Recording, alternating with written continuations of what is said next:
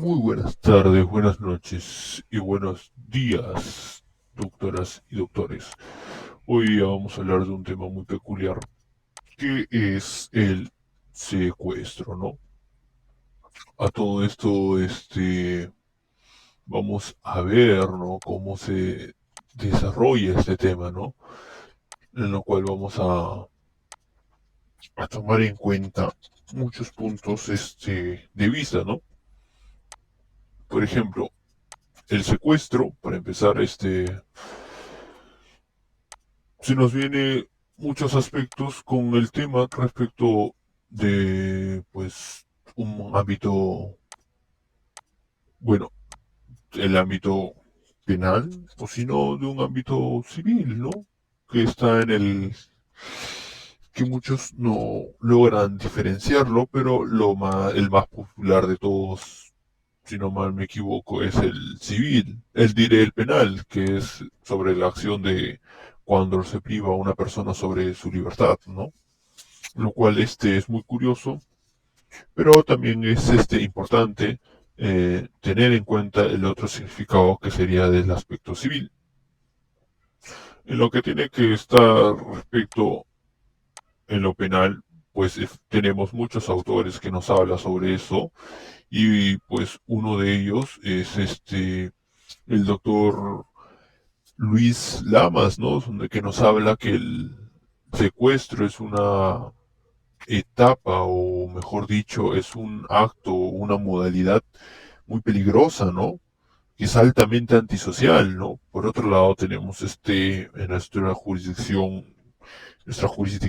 nacional, jurisdic- perdón, jurisdicción nacional, eh, hay dos términos en lo cual debemos tener en cuenta, que es uno es el secuestro, obviamente, y el otro es la sustracción. Ahora, diferencia entre esos dos términos, pues simple, pues el primer término es una detención ilegal, ¿no? Mientras que el primer término es una detención ilegal. Mientras que el segundo término, pues, la sustracción nos hace alusión más que nada a razones políticas, criminales o emocionales, lo cual podríamos relacionarlo un poco, ¿no? Lo cual, por ejemplo, otro que es que he podido notar es que antiguamente también se tenía, como se dice, noción sobre el secuestro. Por ejemplo, en la historia, eh, el secuestro lo relacionaban con el plagio.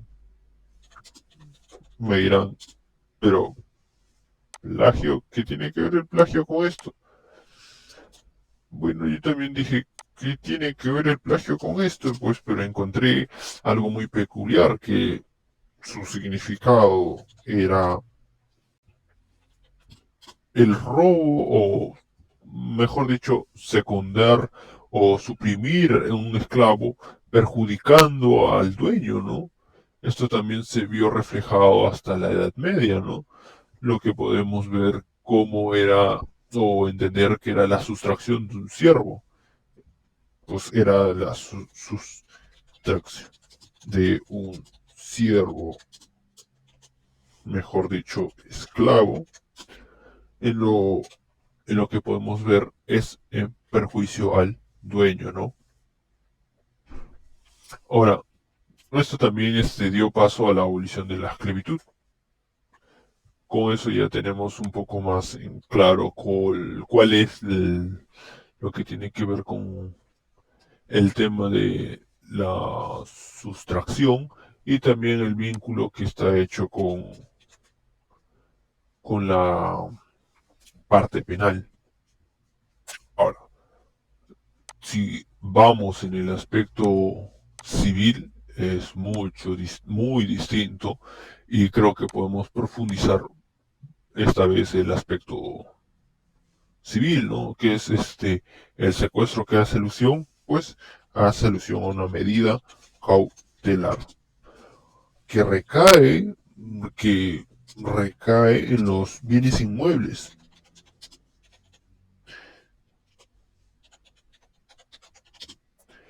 designados en una custodia hacia un juez.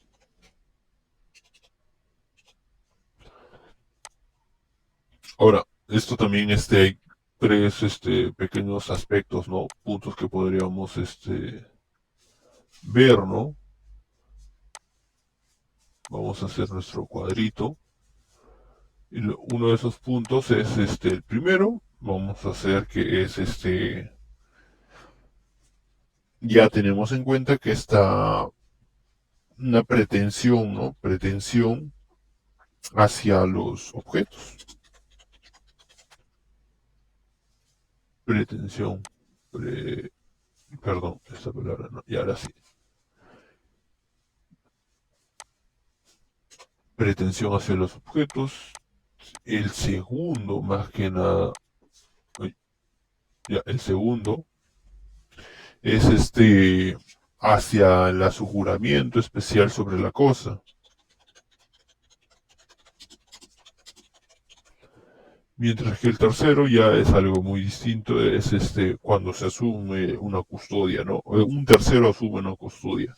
Es decir, los terceros asumen una custodia sobre el embargo. Ahora también vamos a hacer una mención por ejemplo, en el video pasado mencionamos algo curioso que es mm, ¿se acuerdan de un decreto? Sí, a ver, les vamos a dar unos segundos a ver si es que se recuerdan, ¿no? A ver, decreto legislativo, sí, el número, ¿se acuerdan? ¿No se acuerdan? Sí, yo sé que se acuerdan. Le vamos a dar una ayuda. Ya, el decreto 10, sí, yo lo sé que saben la respuesta. A ver, 69, sí, el decreto legislativo 69 del año 2008, ¿no? Lo cual nos trae modificaciones. Sí, es muy curioso que nos traigan modificaciones, ¿no? Pues bueno, ya, este decreto en sí es muy curioso porque nos trae varios puntos que abordan para estas modificaciones. El primer punto sería que, a ver, busca el... Un momento.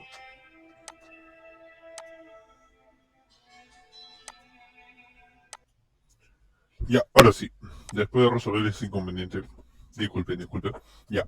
El que estábamos, ya habíamos hablado sobre el presupuesto de razonabilidad que estaba, este decreto había mostrado, ¿no? Que en qué consistía era el nuevo presupuesto que busca establecer un criterio, ¿no? Porque debe considerar el juez ante conceder una tutela cautelar, pues a través de este mecanismo procesal se va a asegurar la pretensión principal y también se va a utilizar el modo de un que se evite prácticamente un cauce, un daño injustificado por esa medida cautelar.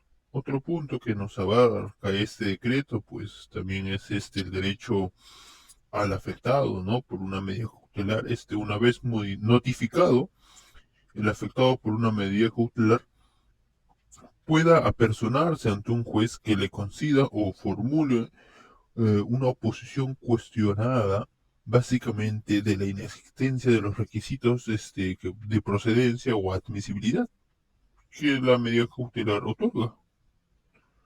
Esto lo puede ser presentado o trasladado por el solicitante. Otro punto es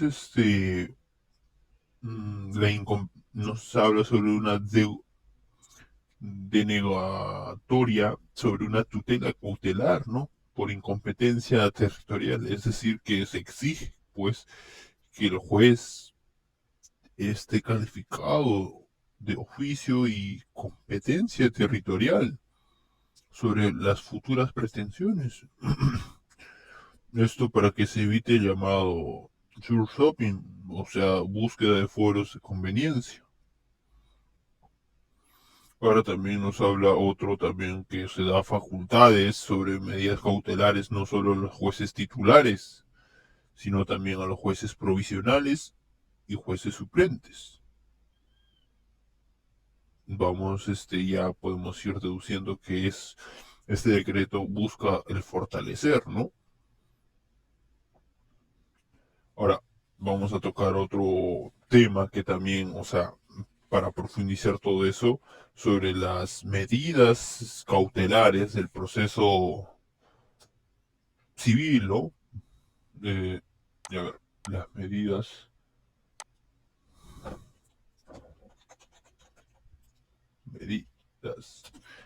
cautelares del civil. Bueno, todo esto, ¿qué medidas nos trae?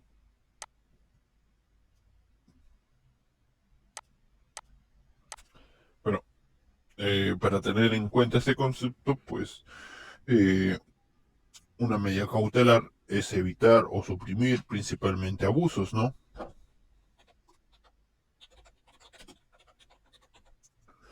Eh, en una definición corta, pues es asegurar el cumplimiento de una decisión eh, destinada por una decisión definitiva, ¿no? A todo esto lo podemos ver en el quinto o cuarto capítulo, ¿no? Sobre el Código Procesal Civil, ¿no? Lo cual vamos a ver si en otro video vamos a poder profundizar algunos artículos relacionados a las medidas cautelares, ¿no? Si ustedes gustan, podrían dejar comentarios, ¿no? Terminando el video y pudiendo comentar qué parte del Código Procesal Civil quisieran que se estudie, ¿no? O si es que quieren la continuidad, ¿no? Sobre estos artículos relacionados efectivamente al eh, secuestro, ¿no? Pero obviamente en el aspecto civil, no en lo penal. En lo penal será más adelante, ¿no? Vamos a abordar un poco más a profundidad, pero eso será para otro video, ¿no?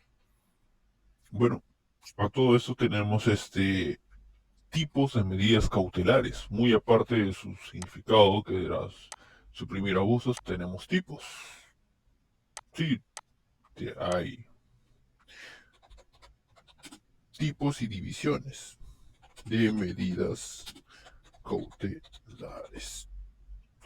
Como primero que todos, hay la medida cautelar temporal sobre un fondo. ¿Y esto qué quiere decir? Bueno, es la necesidad, ¿no? Impostergable de que sobre una firmeza de un fundamento, ¿no? En lo cual demanda una prueba aportada mediante se puede consistir en ejecución anticipada, de lo cual el juez va a decidir en una sentencia, sea su integridad o aspectos sustanciales de esta, ¿no? Un ejemplo podría ser de una asignación anticipada de alimentos, ¿no? Una medida cautelar temporal sobre fondo. Ya, otro. También vamos a ver la medida cautelar innovativas, que es un prejuicio irreparable que puede el juez dictar medidas destinadas pues a reponer un estado de hecho o derecho cuya alteración no vaya a ser sustentada en la demanda, ¿no? A todo esto podemos ver eh, un ejemplo sería una demanda sobre una demolición de una obra. Si es que puede un juez disponer la paralización de trabajos de edificación, ¿no?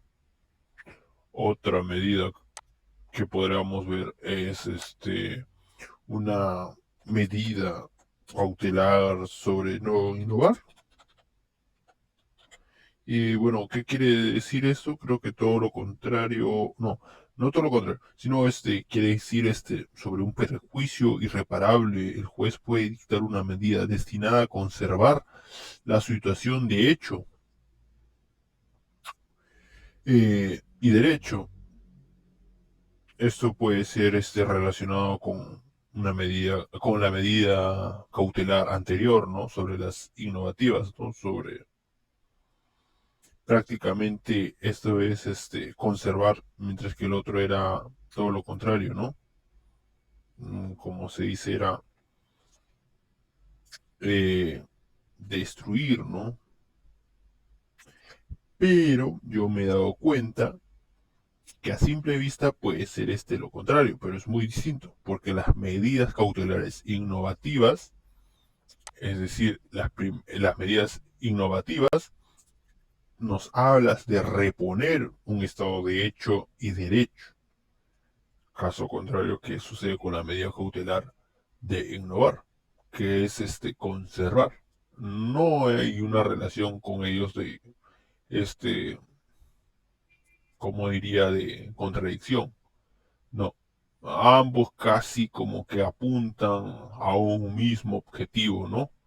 Si algo, hay algo en común entre ellos. Algo, pero no son lo contrario. Por otro lado, vamos a tener las medidas cautelares de futura ejecución forzada, ¿no? Una medida cautelar sobre una ejecución forzada. Pero acá hay que tener en cuenta otros pequeños aspectos que yo creo, ¿no? Como por ejemplo que, pues, el embargo va a ser el primero en aparecer.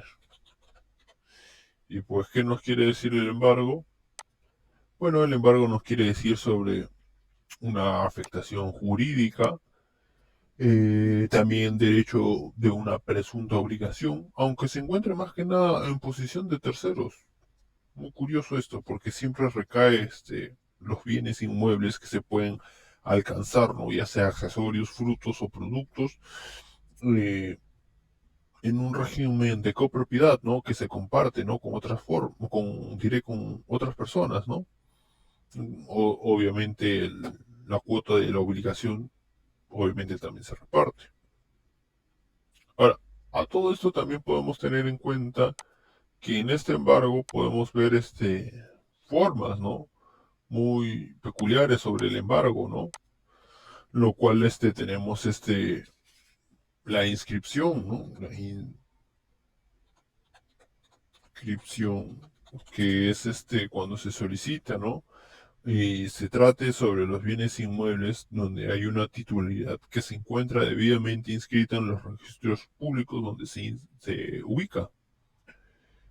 Otro punto sería la forma, ¿no? La forma de retención. ¿Y qué nos quiere decir la forma de retención? Es cuando se solicita una medida cautelar que esté destinada a afectar en los derechos de crédito u otros bienes. Esto es la retención. Tenemos la recaudación, que es, pues, cuando se solicita una medida cautelar en contra de una persona natural o jurídica, ¿no? Destinada a afectar los ingresos propios. También tenemos otro tipo, o mejor dicho, otra forma, que es la forma de intervención en información.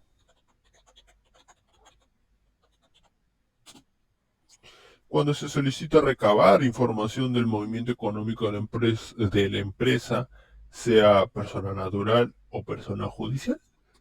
Jurídica, diré. Entonces, hasta ahí ya vamos teniendo claro. Y por último es la forma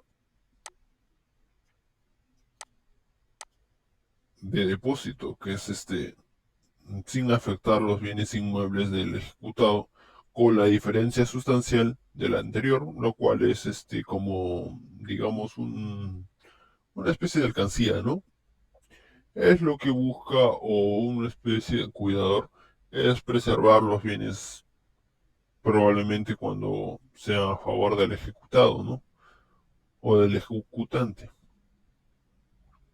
Y con todo eso abordado ya tenemos una noción sobre lo que hemos abarcado sobre el secuestro en el aspecto civil. Sí, es muy distinto al secuestro penal, ¿no? Y con todo eso ya yo creo que podemos dar por terminado nuestro pequeño video, lo cual nos hemos demorado mucho.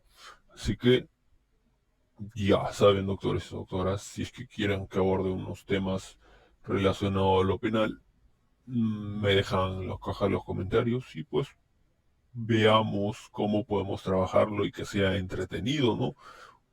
Y eso es todo por hoy. Nos vemos.